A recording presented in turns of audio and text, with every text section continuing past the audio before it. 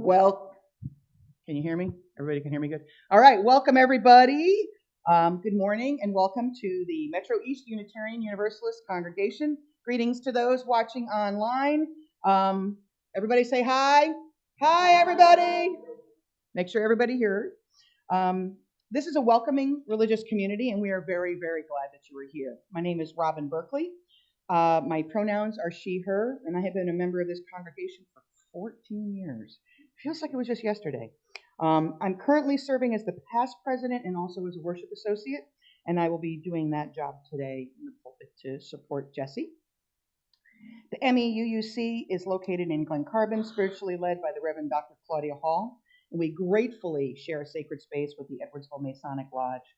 Our speaker today is my dear friend, Jesse Allen, who is the president of Edwardsville Unity. President? Okay, I wasn't sure if the president or director. And also has a business called Social School. Let me tell you, I'm going to put a pitch in here. The best money I ever spent for my son, who was on the autism spectrum, was going to that social school. It was the best thing ever. Thank you, thank you, thank you. And even my son a couple of months ago said, "Do you remember Jesse?" I'm like, "Yes, of course I remember Jesse." He goes, "Yes, yeah, it was really good stuff." I'm like, "Okay, good." Those of you that know my son, he doesn't usually speak up like that very often. So just so you know. Our mission drives us to live our values. We are outward reaching, inward seeking. We are creating and nurturing an intentional community that values acceptance, social justice, and the embodiment of UU principles. Come, let us question together. I'm glad that you're here, whether you're here in person or online. We welcome everyone here to this home of comfort, spirit, justice, and hope because we are Unitarian Universalists. We will start with our prelude by Joy.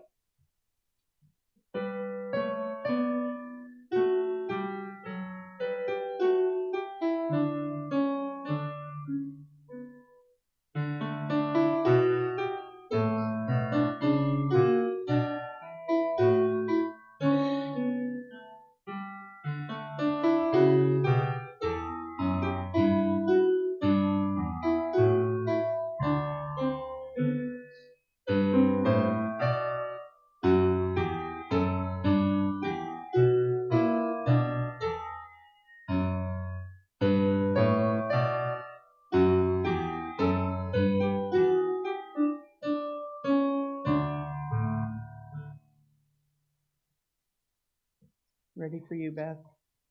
All right. An important ritual in the Unitarian Universalist faith is the lighting of our chalice. Unitarian Universalists have many different interpretations of the flaming chalice, including the light of reason, the warmth of community, and the flame of hope. As an expression of leadership in the community, the children are selecting themselves or others to light the chalice. So if you are watching elsewhere and have a chalice or candle ready, please light it now as we all join in saying the unison words projected on the screen. Just walk really slow. There you go. Whoop.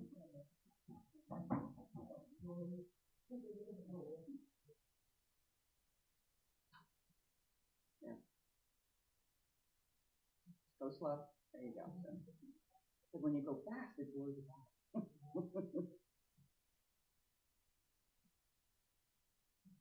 Perfect. Good job. Awesome. All right. Blow it out. Perfect. High five. All right. Good job. Thank you very much. No, we're going to stop it at the end. And if you want to stop it at the end, I will call you up to do that, okay? All right. So we're going to say our unison prayer. Thank you. We hallow this time together by kindling the lamp of our heritage. Thanks, Jen. Our opening prayer today is from Stephen Cope's book, The Wisdom of Yoga. And the author of the prayer is a gentleman by the name of Swami Kripalu, who was the founder of the Kripalu Yoga Retreat Center. It's one of the largest in the country to learn about yoga and the practice of yoga on and off the mat, which is a large part of what we're talking about. Actually, it's all of what we're talking about today. In the entire world, there is not one human being who is free from pain. Even in favorable conditions, a person encounters struggle. The external form of struggle appears to be cruel. Some describe it as a horrible demon, but its nature is not malicious. In fact, it is proper to welcome struggle, for its arrival is always auspicious. Struggle keeps us from growing sluggish. It changes an animal into an ideal person. It transforms an ordinary human into a spiritually awake person respected by the world. It is all right if we cannot receive struggle with love, but struggle should never be discarded. To discard struggle is to discard God's grace. Our first hymn is the one we practiced. We are one, we are many.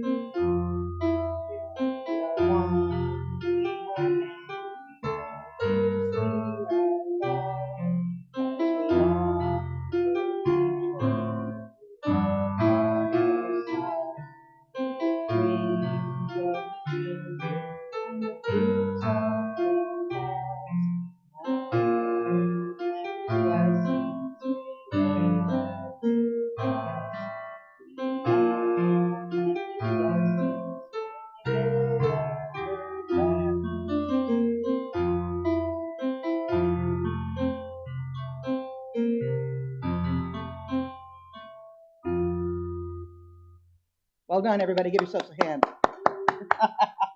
Well done. All right, so today's message is going to resonate with 4 principles.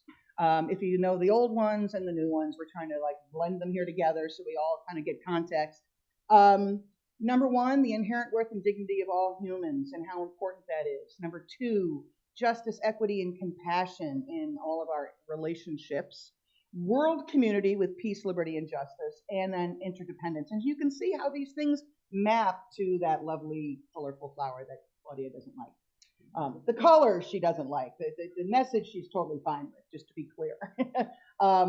But so we can see how these things map very readily. Our older principles, map to this map of principles. So I'm not even going to get into it. I'm going to let him talk about it because he is absolutely going to address those issues and how they all connect to his message of nonviolence and himself. So, all right. So let's move on to our joys and rituals. Joys and sorrows ritual. As part of our weekly worship service, we take time for the expression of joys, concerns, or sorrows. And here in our new home, it is a place where we can each share the things that weigh us down in our souls or that fill us with joy, and where those we love surround us in good times and in turmoil. If you'd like to recognize a joy, sorrow, or milestone, you can come forward and place a stone or several stones in the water bowl to we don't have any water in there. Someone could get a pitcher of water really quickly. I would appreciate that. Sorry, that was one thing I forgot to do this morning. There are stones at the front. Please proceed to the podium on my left and exit on my right. To manage the flow of people, you may begin by choosing a stone and placing it in the bowl, which will eventually have water in it, as a symbol of what you are carrying in your heart. And if you're at home watching, please grab a stone and some water and join us in the ritual. Let us be in a spirit of prayer and meditation, and you can put the stones in here. We'll just be really careful when you drop them in, and then I'll add the water afterwards. She's getting it. Okay, good.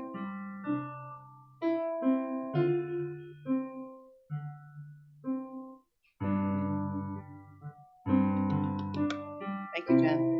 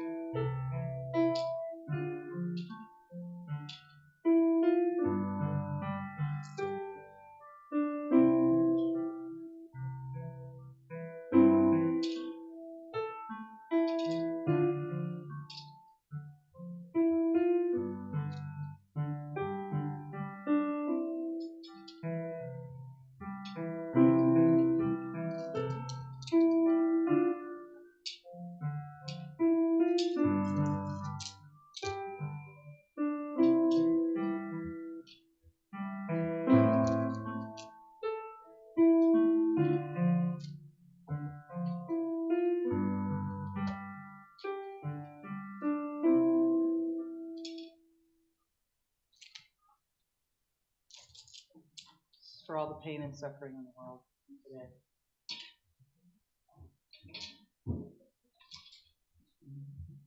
No worries. I got you, friend.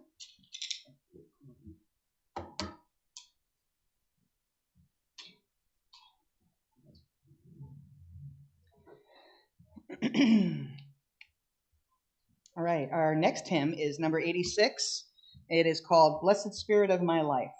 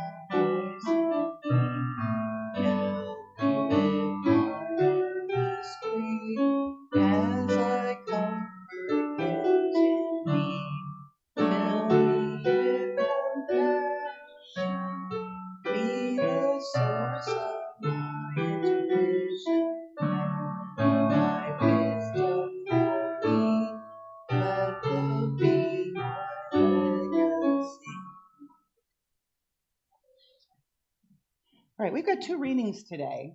The first one is also from Yoga and the Quest for True Self by Stephen Cope. And again, he's in residence or was in residence for a long time over at the Kripalu Center for Yoga. And I've read a number of his books and met him, and he's really awesome. The voice hesitant and her hand trembling in the dark for yours. She touches your face and says your name in the same instant.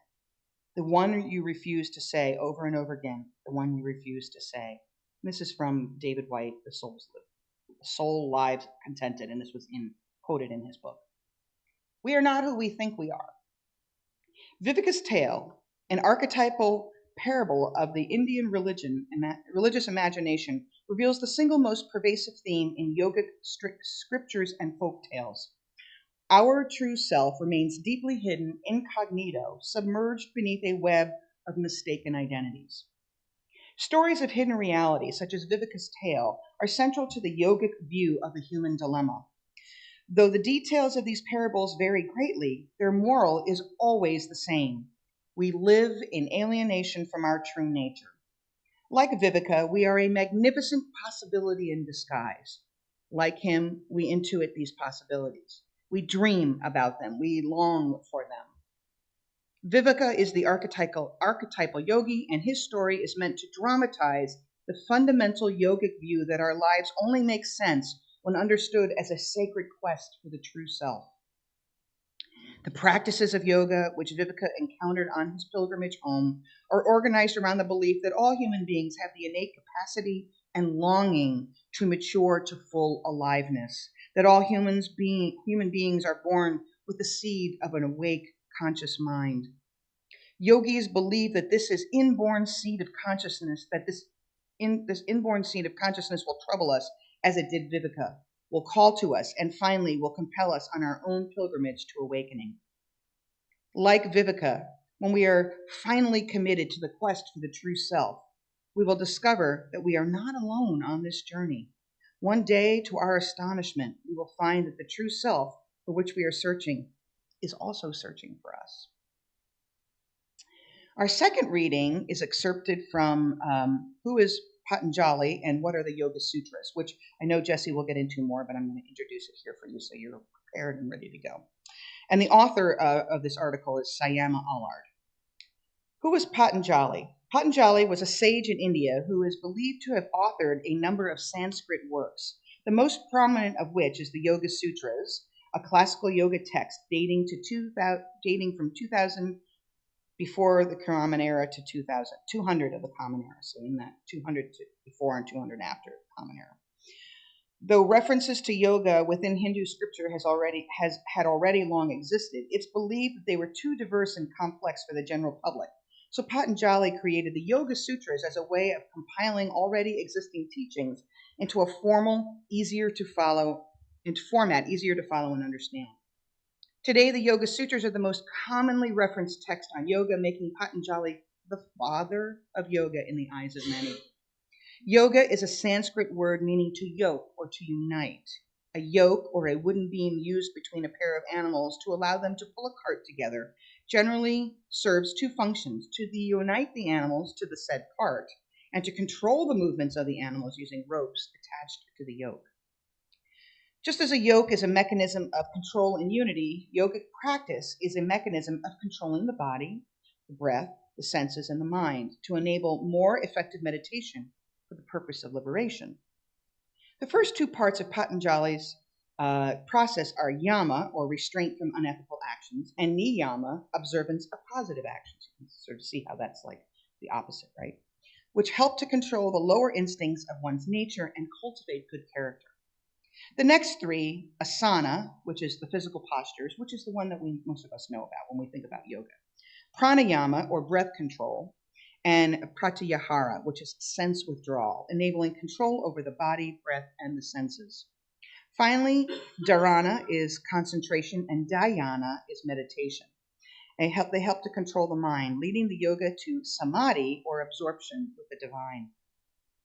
This system is known as Ashtanga Yoga, literally meaning 8 limbs, but it's not to be confused with capital A Ashtanga, which is actually a form of yogic practice that was taught by the late Pattabhi Jois and other teachers that follow in that lineage. Okay, good. The Bhagavad Gita, probably the best known religious text of Hinduism, states that liberation is attained with the help of the mind. It also states that the mind is the best of friends for one who has conquered it, but the greatest enemy to one who fails to do so. So although the process outlined in the Yoga Sutras does indeed help to instill relaxation and physical health, the contemporary multi-billion-dollar yoga industry focuses nearly exclusively on the practice on the mat. Yoga is more accurately a process of controlling the mind in pursuit of liberation, as was said earlier.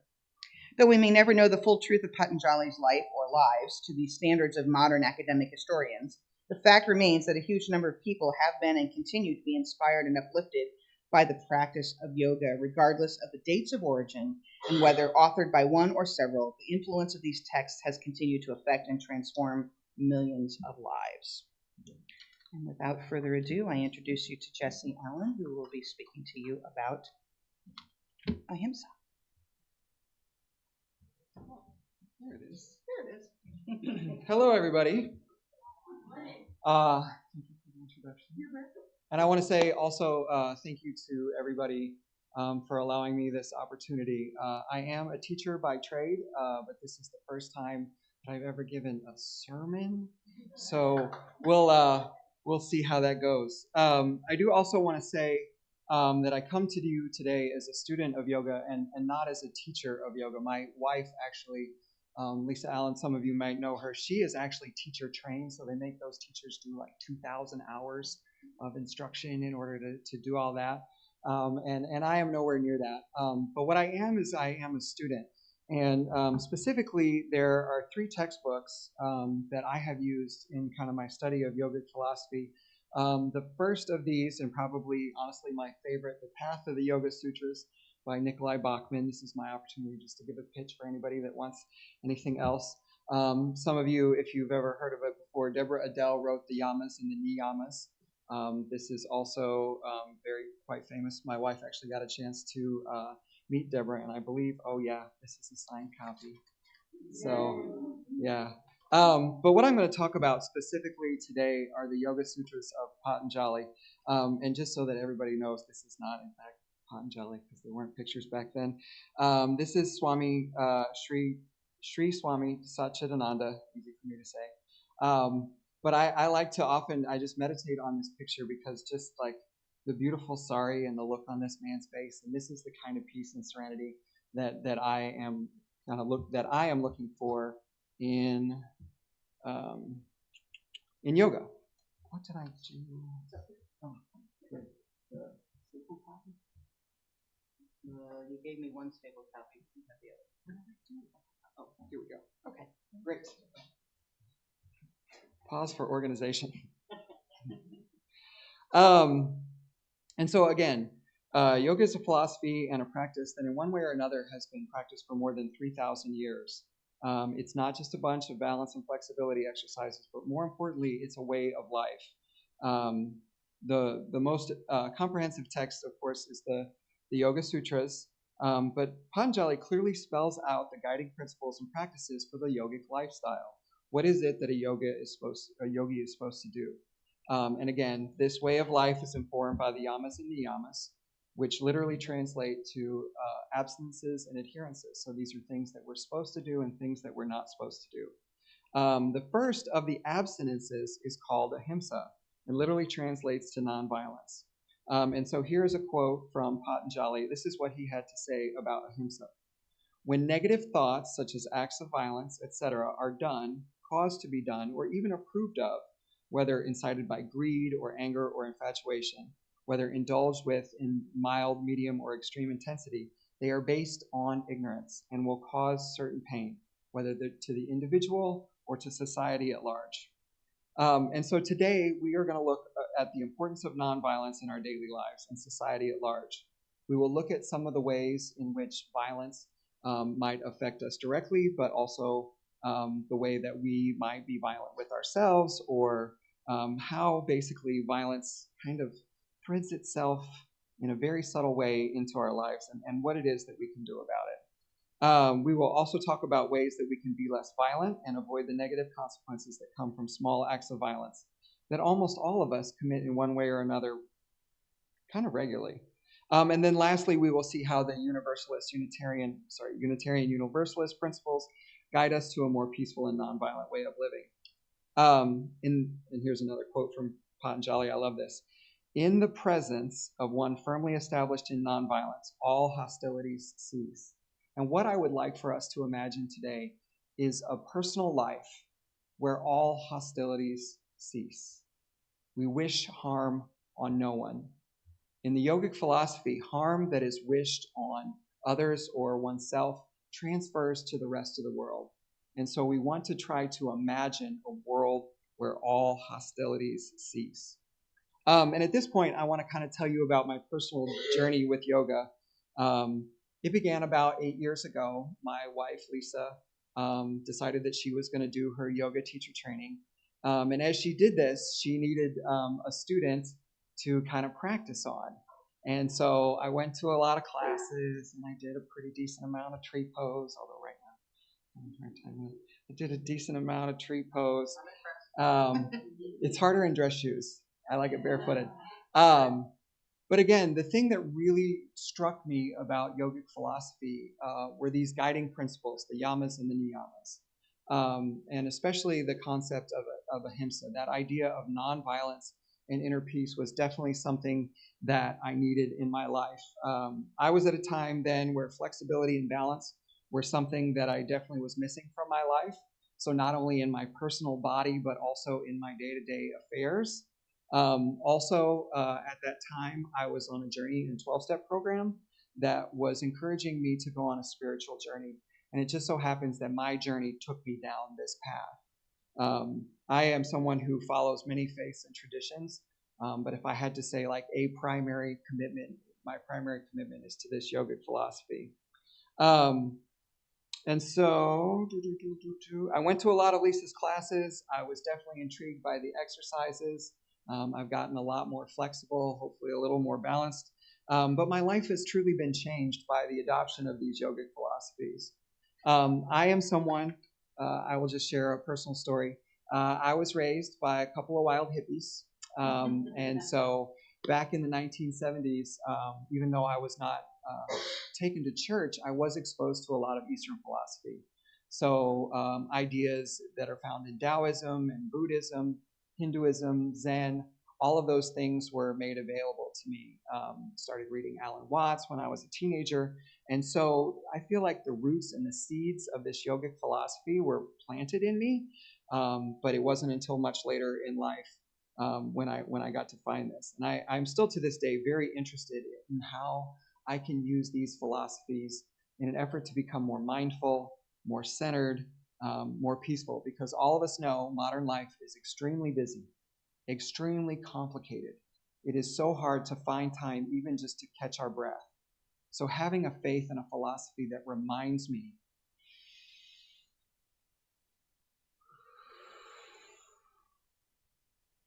sometimes just that 10 seconds is the difference between me snapping out on my 15-year-old, right? You've raised teenagers? Yeah. And I love my family, but there are times. But anyway, when I got to began reading about the yamas and niyamas, I was struck by how much of what was written so long ago that can be applied and used in modern society, right? In fact, it's probably more impactful, more meaningful now than it was then, because they didn't have passwords and security codes and all the stuff and insurance and all the things of modern life that make everything just feel so crazy and so hectic. And it is very easy for us to lose our center. In particular, the concept of ahimsa was very appealing to me. I am someone who has seen the negative impact of violence and that impact that it has on individuals, and many times have been deeply saddened by the violence that I have seen in society at large. This is a problem that has been around since the dawn of time, so it's no wonder that even however many thousands of years ago, and this was way before Patanjali, they were already aware of the problems that violence causes, not only in the individual, but in society. As someone who has worked with violent offenders, I know how devastating violence can be, not only to individuals, but community at large. I have seen the damage that is done to victims, but also the damage that is done to offenders. And so what I know is that ahimsa is a concept that I need to incorporate into my life. As Gandhi said, I needed to be the change that I wish to see in the world, right? And it's going to come up again, but one of my favorite of my mantras is peace begins with me. It has to start in here. So the question for today is, what does it mean to be nonviolent? And I did some Googling just for fun. Google defines violence as the use of peaceful means and not by force to bring about political and social change. So clearly, the common understanding of nonviolence is more in a large picture kind of societal view. It's a definition that is associated with leaders like Mohandas Gandhi, who I'm going to quote in just a second, Dr. Martin Luther King, and nonviolent movements around the world that have really helped to change society in large picture ways. The following quote is from Gandhi, and it says, "It is quite proper to resist and attack a system, but to resist and attack its author is tantamount to resisting and attacking oneself. To slight a single human being is to slight the divine powers that lie within us, and thus harm not only that being, but also him and the entire world." And so we'll kind of look at how the things that we do and our feelings and our thoughts radiate outward, right? And as they do so, they impact other people, who then impact other people. And so if we want to make these large societal changes, we have to think about what it is truly that we have control over, which is our own hearts, our own minds, our own thoughts, our own actions. Today, as I want us to think about nonviolence on a more personal level. All of us have experienced violence in one way or another. Goodness knows that media outlets, whether the news or movies or TV shows, are absolutely full of it. But we need to think about how violence might be present within ourselves and how we can work to minimize and reduce its negative impact in our lives and thus our spirituality. And so I have a kind of a different version, well, a definition of violence. The dictionary definition falls short of how we will look at violence today. It says that violence involves behavior that uses physical force intended to hurt, damage, or kill someone or something. This is in line with common conceptions of what violence is, and images of guns, domestic abuse, hate crimes, etc. come to mind when we think of this definition.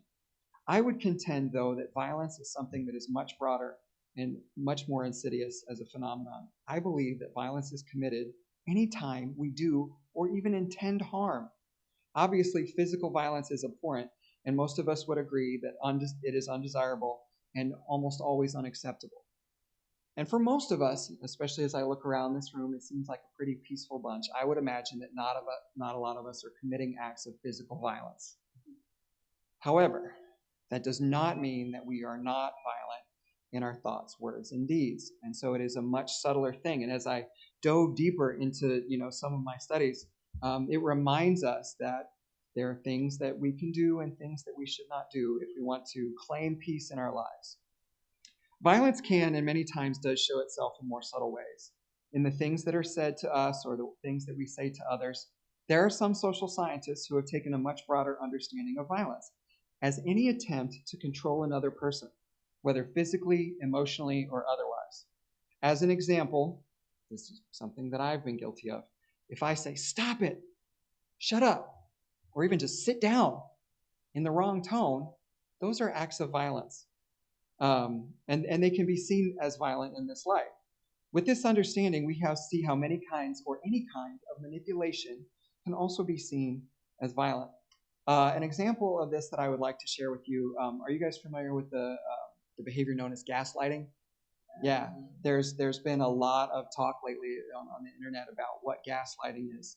For those of you that don't know, the definition of this is where we use psychological methods to lead someone to question their own sanity, capabilities of power of reasoning, and control their thoughts and actions, basically through this phenomenon of gaslighting. But in the light that I like to think of it, gaslighting is violent. We are using psychological violence in order to manipulate our world and our surroundings. Another example on a smaller level are things called microaggressions. Are you guys familiar with microaggressions? The definition of this is indirect, subtle, and often unintentional actions that are usually used to target marginalized groups that are hurtful. An example of this would be saying, "Oh, you're so well-spoken," to a person of color. And that may come across as an insult, expecting that members of their community might not ordinarily be so. And so oftentimes we are creating violent environments, not on purpose, but just through our lack of understanding and our own awareness of what these things are. And it's right there in the title, microaggression is still an aggression. Another example that I like to use is passive-aggressive behaviors. Everybody are familiar with passive-aggressive behavior, right? Again, dictionary definition, pattern of passive hostility or an avoidance of direct communication. It often involves using difficult feelings such as guilt to manipulate others. It should be understood that any attempt to manipulate or control another person is hurtful and therefore violent.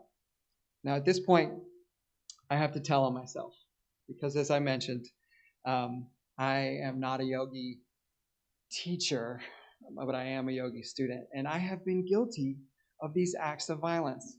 In my own life, as I mentioned, I find myself becoming more and more, as I practice yoga, I become more and more aware of the ways that I might be violent to others. When I won't stop an argument, or when I try so hard to convince somebody that my way is the right way. Those acts of manipulation actually are violence. I'm committing violence against other people. And there are some that are more obvious. I think oftentimes people are harmed by my words. When I tell my daughter, 15, that she needs to clean up her room because it's a pigsty, right? I'm not intending to hurt her feelings, but what I am intending is to use my words in an attempt to control her to clean her room. And whether she actually does it or not, we'll see when I get home. But those words are hurtful, right? So basically comparing my daughter to a pig. is not something that I'm proud of, right? And I didn't actually do it today, but it has happened in the last few weeks, so I wanted to tell on myself. But that is hurtful, and that is violent behavior. If I yell at my wife to get my point across, that is hurtful and therefore violent. These examples show us where most of our hurtful and violent actions actually take place. For the most part, it is the people that we are closest to who are the target of most of our violence. It is our family members, our loved ones, our coworkers, hopefully not as much, as well as the random folks that, cut us off in traffic, right? Road rage is an obvious example of violence, which is oftentimes overt. But it is an example of how our inner state, our inner peace, can affect our ability to respond to others who are not behaving the way that we choose to, or are not submitting to whatever it is that we want them to do, are not letting themselves be controlled. Let's see. Okay, also, I do want to point out that I think that people oftentimes are very violent to themselves. And when we are abusive to ourselves in our judgments, in our thoughts, the names that we call ourselves, when we compare ourselves negatively to others, then we, in a sense, are being violent to ourselves, right? And we are being harmful and abusive to ourselves. And by doing this, right, this kind of self-harm then affects our mood, our self-image, and often those difficult thoughts and feelings get taken out on others, right? Okay, so with these things in mind, we can see why nonviolence is so important. In Patanjali's time, yogis were required to have mastered ahimsa before they were allowed to practice postures and deeper meditation practices. And for me, this would have meant that I never got on the mat. Just saying, I don't think that I lived up to these standards. But they were required to find harmony and peace, balance within themselves and with the world at large. In the yogic philosophy, violent thoughts could precipitate negative karma and could have strong negative impact on future lives. But I contend that the negative impact of violent thoughts and actions wishing harm on others is much more immediate. It is much more close to us. Social science has well documented the negative health impacts of anger, especially when it is pervasive and prolonged. In my opinion, violence in any kind also hurts our spirit and therefore separates us from God. So the question becomes, how can we use our UU principles to be more nonviolent? And we find excellent reminders of these in the principles that can guide us as we pray, meditate, and go about our daily lives. And at this point, I'm kind of curious, do you have a slide that's got the 4 principles? Next one? Awesome. Okay. And so as I started to try to weave this concept of ahimsa into these yogic principles, I had no difficulty in finding alignment between what it is that you guys practice here on the regular basis and these ancient philosophies, rooted in Indian culture and Hinduism and yoga. And so what I'd like to do is just kind of a quick pass at some thoughts that I had. So in principle number 1, the inherent worth and dignity of all humans. What this means to me is that I do not have the right to harm others. No person, no one deserves to be harmed, regardless of how someone behaves, their politics, their opinions. They still are people who have worth and deserve dignity, right? And I love the worth and dignity of all human beings. And to me, in my mind, the word that needs to be capitalized is all. All means all. Whether it's someone who has a yard sign in my neighborhood that I don't like, or they wear a ball cap and I don't agree what color it is. Not my hat. But I'm with you. I need to have understanding for those human beings, because they, at the end of the day, are still human beings. They suffer just the same. They live under the same sun. They live on the same earth. They have worth and dignity just by the fact that they are human beings. And so we look at this second principle, justice, equity, and compassion in human relations. Our society should be nonviolent. We should always strive to help rather than harm. And compassion is key here. We need to remember that it is in fact hurt people who hurt people. And rather than responding to violence or negativity, with violence and negativity, we can strive for compassion and forgiveness. This may be difficult when the infractions are serious, but our values call us to do so. Next, we look at Principle 6, world community with peace, liberty, and justice for all. And this one isn't even a stretch, and I probably could not say anything. World community with peace, liberty, and justice for all. Peace begins with me. If I want the world to be more peaceful, then I need to be peaceful with myself and others. And I would contend that that goes for all of us. If we want the world to be peaceful, then we need to be peaceful with ourselves and with others. Principle number 7, respect for the independent web of all existence, of which we are part. If we are all one, then harm done to another is harm done to ourselves.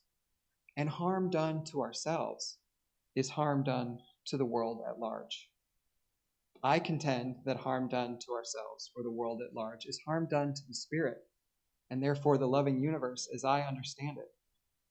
And so understanding that web of interdependence is foundational in that principle shows up in every single one of these books, time after time after time after time. They knew the problems that we would have in modern society.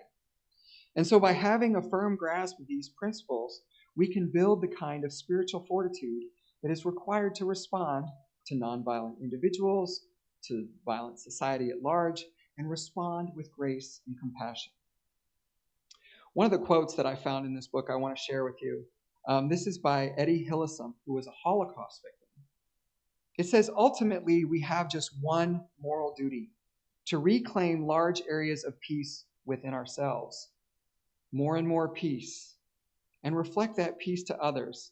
And the more there is in us, the more peace there will also be in our troubled world. And I occasionally have a little bit of self-pity for myself, struggle with some of these principles, but this quote comes from a Holocaust survivor. I cannot imagine the amount of and depth of understanding and compassion that this person must have had in order to write these words. Truly inspirational in its message, in its foundation, and just honestly, to me personally, very moving. So with these inspiring words, I want to conclude today with some strategies for claiming peace. And I will tell you that there is nothing here that is new. This comes down to just the basics. We're going to talk about prayer, meditation, and mantra. So I start with prayer. Prayer is something, again, through my 12-step program that I'm encouraged to do daily. I have a morning practice and an evening practice. I also do it throughout the day. The prayer that I say most often is the Serenity Prayer. And I use this to help me claim my peace and seek guidance in my life. And it says, God, please grant me the serenity to accept the things I cannot change, the courage to change the things I can, and the wisdom to know the difference. And what that tells me is that if I am to find serenity in my life, what I need is courage. I need the courage to respond with peace and compassion to a violent society, to violent individuals, or teenagers who don't like to do the dishes. The next one is meditation. And sir, I have to tell you, I was listening to you earlier. You were talking about yoga and how it wasn't just, flexibility and stretches, but it was about meditation and those sorts of things. And it was just so delightful to hear somebody preaching the message before I had even, got up here. So it's wonderful that this is not a new concept. But for me, I have to take some quiet time to reflect, and I have to do this on a daily basis, oftentimes simply just by breathing. The most basic meditation that I know is breath counting. 1,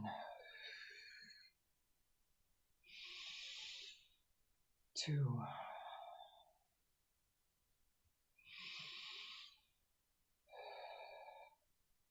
3. And it is miraculous. Sometimes by the time I get to 10, if I can get to 10, because I have a little bit of a squirrel in the cage in my brain there. If I can get to 10, I feel so much better. I feel so much more grounded, so much more at peace. But I simply breathe in peace and breathe out anger or fear, which we know in the end is the root of all anger. That fear inside of me right? That my 15-year-old won't grow up to be the sort of person that cleans her room or does the dishes. Those are the sorts of things that lead me to behave violently, to think violently, to want to control her, right? And so I need a meditation practice as part of my daily life. And then the last thing that I want to finish with for today is mantra. And so hopefully all of you are familiar with the concept of mantra. And so one of the mantras that has kind of been recurring here is peace begins with me. And what I have found through yogic practice is that mantras actually are most effective when they're done with a group. And so what I'd like for us to do today is I want to finish with the mantra, peace begins with me. And so if you guys are willing, I would like to say that as a group 3 times. 1. Peace begins with me. 2. Peace begins with me. 3. Peace begins with me. And with that, I say thank you so much. Namaste. Namaste.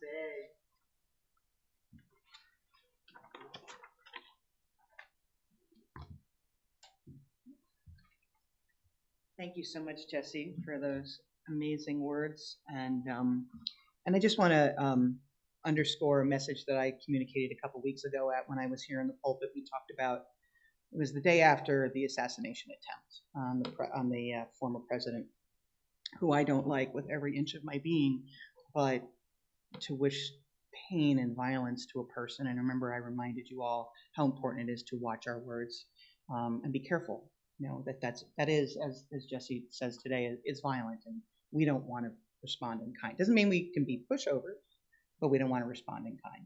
So, amen to that. Thank you. Okay, our final hymn is "Let There Be Peace on Earth." Perfect.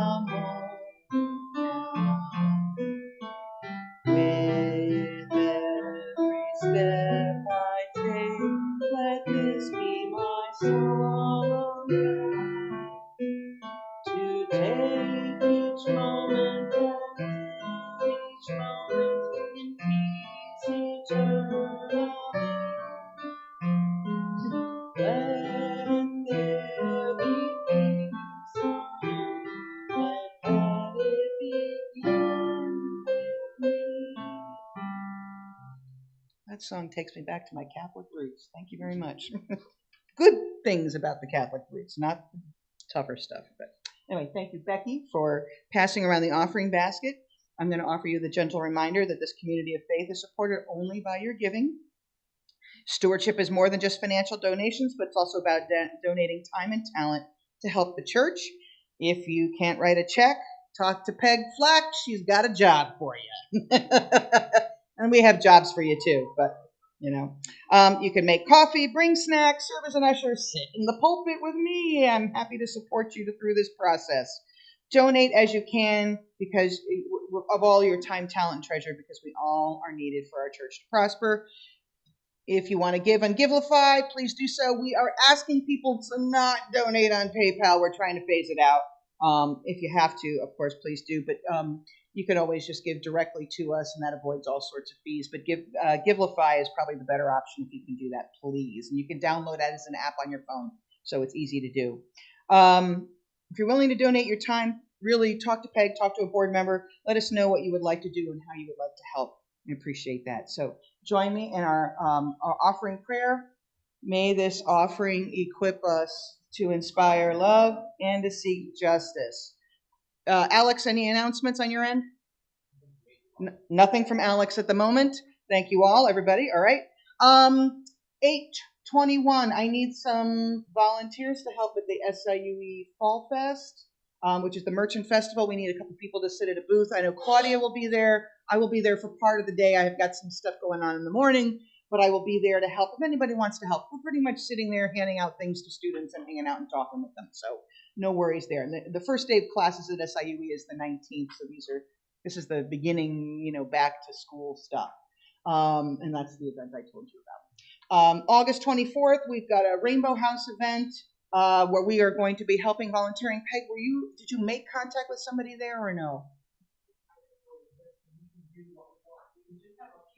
Right. Yeah, it's okay. Come on up. I was going to ask you to come up anyway, so you might as well. If somebody just wants to go help them cook hot dogs and stuff, that would be great. Or we can do the booth and do kind of what we do at the Goshen Market. It's kind of sure that kind what of thing people want to do, and it depends on who comes forward. So if you feel like being part of that, let me know, and we'll do simple or more complicated. I'm good. Oh yeah, okay. Let Jesse tell you about it because he's very involved with it. He and his wife. Yeah, so it is. When it comes to Rainbow House is actually the old parsonage at the Emmanuel Methodist Church, and it was created as a safe space for the LGBTQIA community. And so they do PFLAG meetings there. They have an adult group. They have a youth group, and basically it has been created as a safe space for that community. And so it's right across the street, I think, from Eden. Right. Yeah, and then it's the parsonage of the Emmanuel Methodist. And if you are going up and down Main Street, you can't miss it because there's flags and all that. Right on the right-hand side as you're heading north towards Alton. Yeah. Good. So this is in conjunction. This Rainbow House event is in conjunction with EPIC, which is the Edwardsville Pride group, and so it's basically a small Pride celebration here in Edwardsville, which is the first time we're doing this, which is freaking awesome.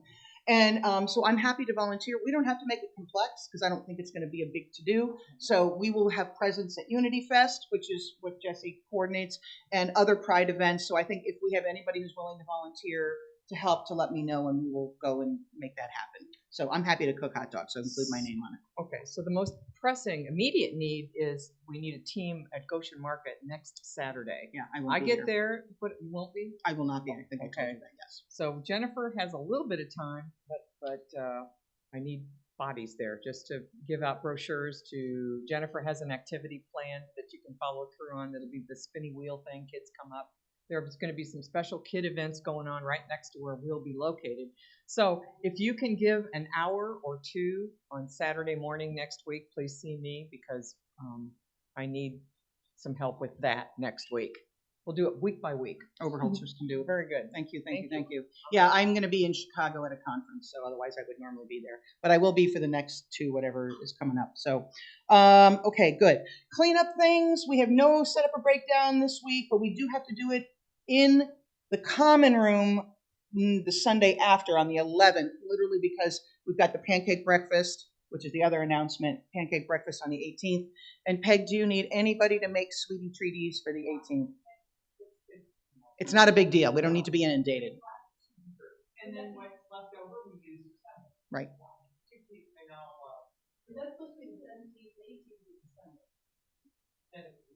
Then it is the 17th. Yes, thank you. Sorry, the 17th. Oopsies.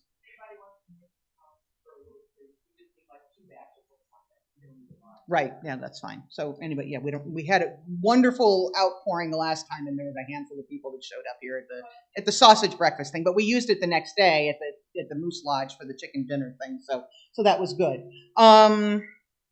So I got cleanup, postcarding writing campaign. I'm working now. I've been in communication. I know Alex has been in communication with our social justice group, which is Dee and John Herndon, about doing things, either whether it's voter registration or postcard writing. And there seems to be less interest in the voter registration stuff. And it's hard, right? And it's a lot of work, but more the post writing campaign. So I think what we're going to try to do is get a source. We're going to talk about the source for the postcards, provide the stamps and all the things that we need. And we'll have an event here on a day where people can sit down and we'll have some music and some food, and we're just going to write postcards and have some fun. It doesn't have to be somber. I know you've said, Allison, you've had a couple of somber events, with some other groups. Very quiet, yeah. We're not quiet, as you know, so we'll have some fun, and we'll make this work. So, and I've written postcards. I did it for the 2020 election, particularly the special election that was in Georgia, which was really, really important in terms of reclaiming the House. And so I did some postcard writing for that. So the goal of the postcard writing is obviously to share our values and to encourage people to vote. Right? I mean, we've got to be careful of the language that we use. So we want people to get out the vote, and we want them to vote their language, vote their values in that sense. Upcoming events, August 8th, men's group lunch, 11:30. Where? Do we know? No idea. It's coming up, and we don't know where it is. I don't know. The men's group, wherever. Okay, I don't know anything. And Jerry normally knows, but Jerry's in Ireland right now. Okay, and Paul's not here either. Yeah, so. Okay, good, Jeff. Thank you for that. All right. 2 days before. It's like, how much notice do you need? You're getting in the car and you're going. It's all good. Yes, Meg, go ahead.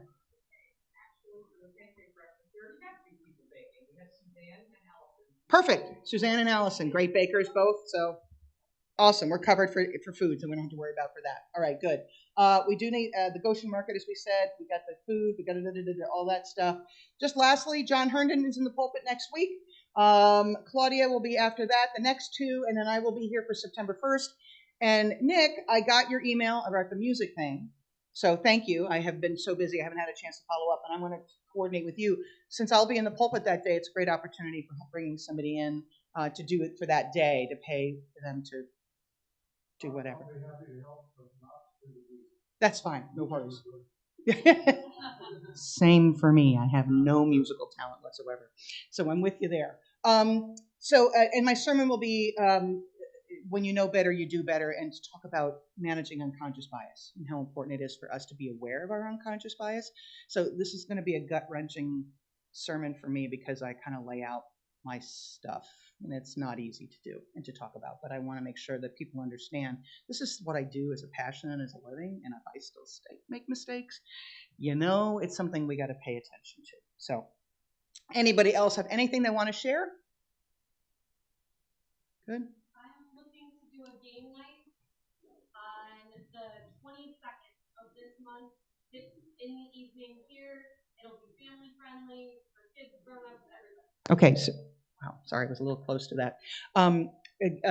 Beth just said she wants to coordinate a game night. We already have the date approved, so that's not a problem. We just want to get families here to come and play games on the 22nd, which would be Thursday. Okay, perfect. Yeah, Thursday.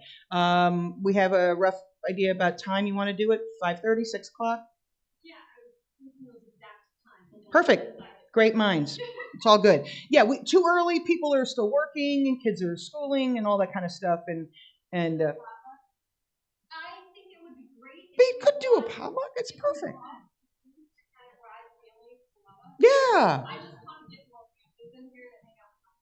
Yeah, totally. Let's do that. So let's make it a potluck for fun. It's nothing, heavy duty. It's just bring your games and we'll just play things and just have a great time. So thank you very much for that. So thank you, Beth, for taking the lead on coordinating that. Much appreciated. Yes, Peg. Oh, yes. Yay, the lawn chair brigade.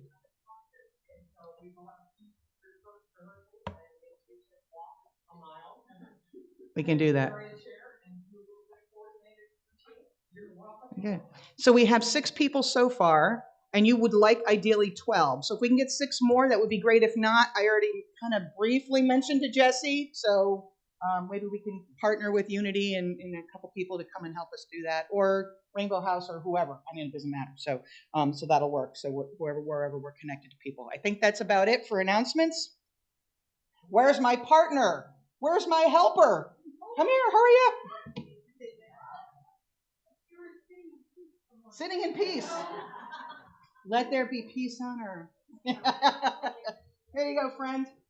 Just put it right on top of it. We can extinguish it. Join me in our prayer to extinguish the chalice. The light of truth and meaning cannot be put out. We are keepers of this flame until we meet again. The closing words are from our gray hymnal number 679, a Buddhist prayer. Be ye lamps unto yourselves. Be your own confidence. Hold to the truth within yourselves as to the only lamp. Thank you very much, everybody, for being here, and I will let Joy finish with the postlude.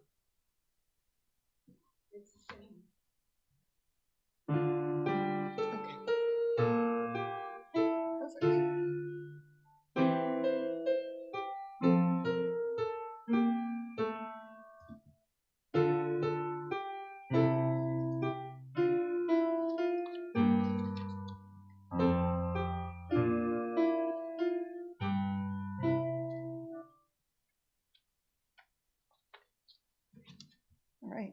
Have a great day, everybody. Go and join us in the fellowship hall for some snacks and our sustenance called coffee. The real driving force. The real driving force behind all